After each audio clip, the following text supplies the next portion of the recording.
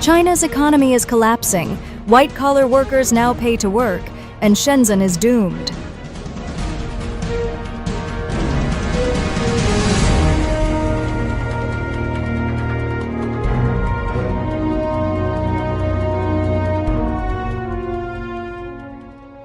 Orang-orang yang paling menderita sekarang bukanlah mereka yang tidak menerima pendidikan, tetapi mereka yang tidak dapat menemukan pekerjaan setelah lulus dari perguruan tinggi.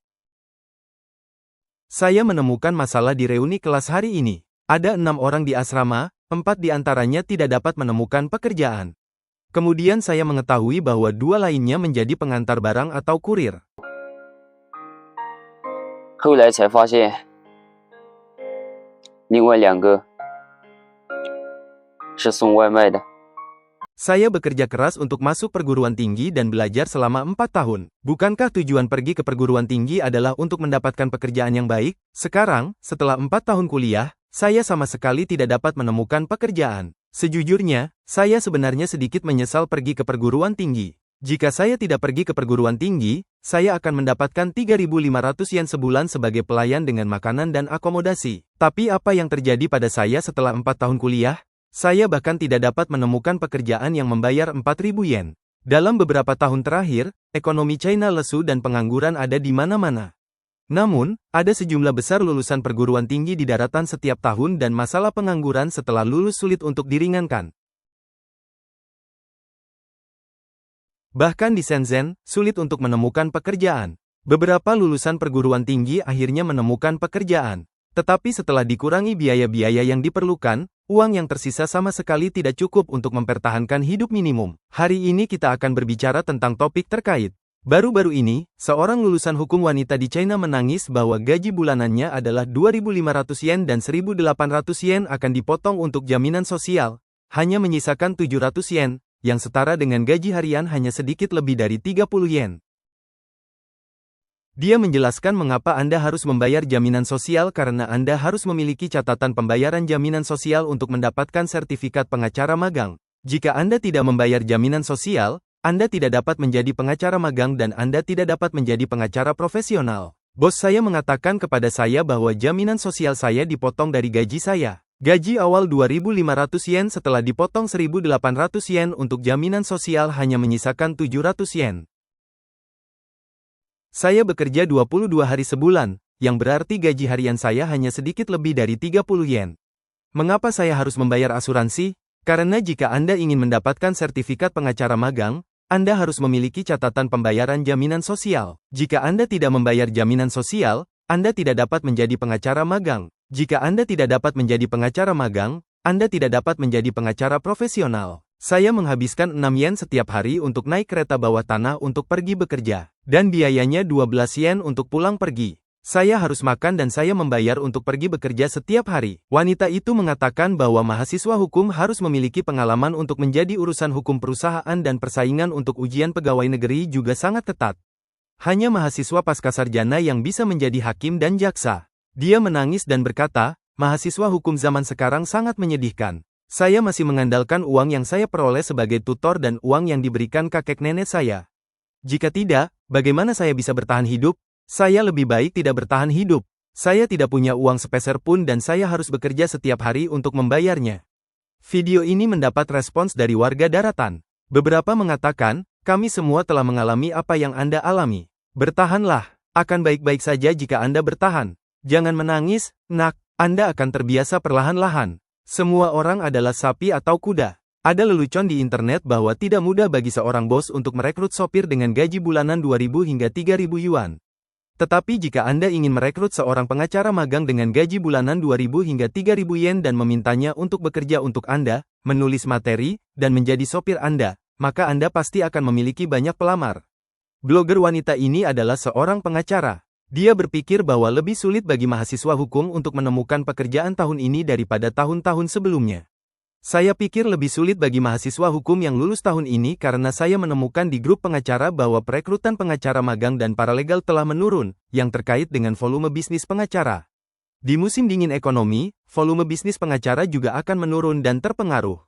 Jadi, secara alami, permintaan paralegal dan pengacara magang juga akan menurun. Bahkan perusahaan ingin memberhentikan karyawan dan industri pengacara pun sama. Bukan berarti kami tidak bekerja keras.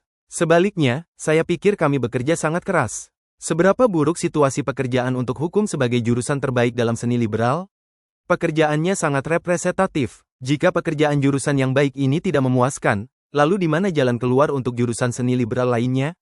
Kemarin saya menemukan 7 mahasiswa hukum sarjana dari Universitas Guangxi dan mempelajari tentang situasi pekerjaan mereka dan kelas mereka, yang jauh lebih buruk dari yang saya harapkan. Pertama-tama, ada masalah tingkat pekerjaan.